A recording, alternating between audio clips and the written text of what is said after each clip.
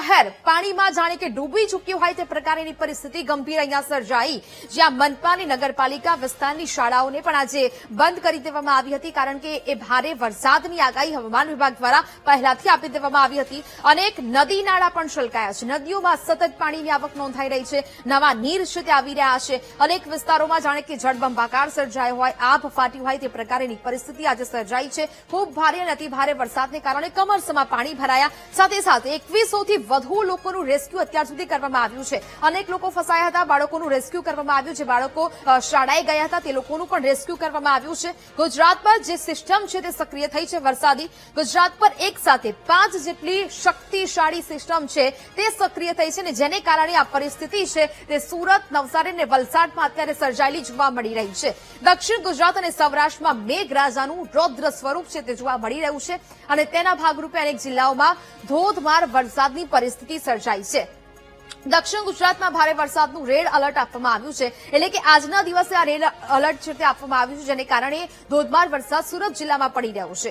નવસારીમાં અધિકારીઓને હેડક્વાર્ટર ન છોડવાના આદેશ આપવામાં આવ્યા છે. વરસાદને લઈને હવે તંત્ર પણ સજ્જ બન્યું છે. અધિકારીઓને હેડક્વાર્ટર ન છોડવાના આદેશ આપવામાં આવ્યા છે. બને તેટલી મદદ લોકોની કરવા માટે કહેવામાં આવ્યું છે.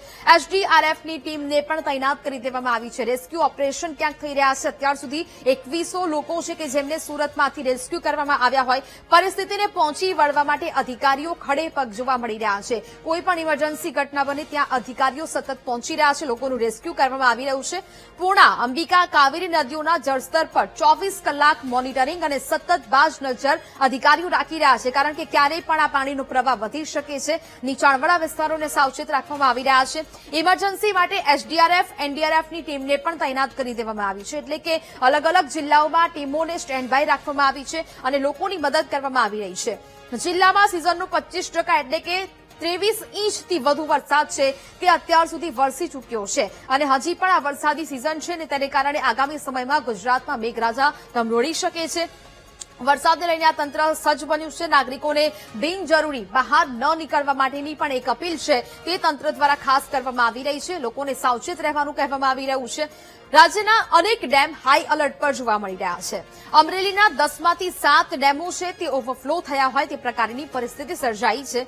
તાપીનો ડોસવાડા ડેમ પણ ઓવરફ્લો થયો છે, કારણ કે તાપીમાં પણ ભારે વરસાદ વરસી રહ્યો છે. તેને કારણે આ પરિસ્થિતિ ડેમ ઓવરફ્લો થતા 17 જેટલા ગામોને એલર્ટ કરી દેવામાં આવ્યા છે. નીચાણવાળા જે વિસ્તારો છે જ્યાં જે ગામો આવેલા છે તેને એલર્ટ કરવામાં આવ્યા છે. જ્યાં ઠેબીના 3 દરવાજા પણ ખોલી દેવામાં આવ્યા છે, અને તેને કારણે અહીંયા નીચાણવાળા વિસ્તારો છે તે લોકોને સ્થળાંતર કરવાની પણ ક્યાંક ફરજ છે તે પડી છે. હવે આ સમગ્ર બાબત સામે આવી છે, ને તેને જ લઈને હવે નર્મદા ડેમમાં આશરે 65% પાણીનો જથ્થો ઉપલબ્ધ હોવાના જે વાત છે તે પણ સામે આવી રહી છે. પંચાયતના 24 રસ્તાઓ બંધ થયા છે. સુરતમાં વરસાદની જે અસર જોવા મળી રહી છે, પંચાયતના 24 રસ્તાઓને બંધ કરવાની ફરજ પડી છે. ભારે વરસાદને કારણે વાહન વ્યવહાર પર તેની મોટી અસર સર્જાઈ છે. વાહન વ્યવહાર ઠપ થઈ ગયો હોય, અવરજવરના રસ્તાઓ બંધ થઈ ગયા છે. ઓલપાડના સૌથી વધુ અસરગ્રસ્ત 11 રસ્તાઓને બંધ કરવાની ફરજ પડી છે, જેને કારણે પરિસ્થિતિ છે તે વરસી રહી છે. એક ગામથી બીજા ગામનો સંપર્ક તૂટ્યો છે.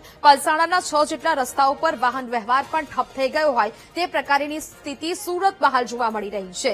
મહુવામાં 5 જેટલા રસ્તાઓ બંધ કરી દેવામાં આવ્યા છે, કારણ કે જે પ્રકારે વરસાદ ભારે થયો, રોડ રસ્તાઓમાં જાણે કે નદીઓ વહેતી હોય તેવા દ્રશ્યો. બારડોલી, અંબિકા વિસ્તારનો એક રસ્તો પણ બંધ થઈ ગયો છે, જેને કારણે લોકો મોટો ચકરાવો કરવા માટે મજબૂર બન્યા છે. અરેટનો એક રસ્તો પણ બંધ કરી દેવામાં આવ્યો છે. વાહન વ્યવહાર તેને કારણે છે તે ખોરવાયો છે. એટલે કે હવે આ સમગ્ર ગુજરાતમાં વરસાદી વાતાવરણ છે તે જામ્યું છે. આગામી દિવસોમાં પણ દક્ષિણ ગુજરાતમાં વરસાદની આગાહી છે તે હાલ વ્યક્ત કરવામાં આવી છે.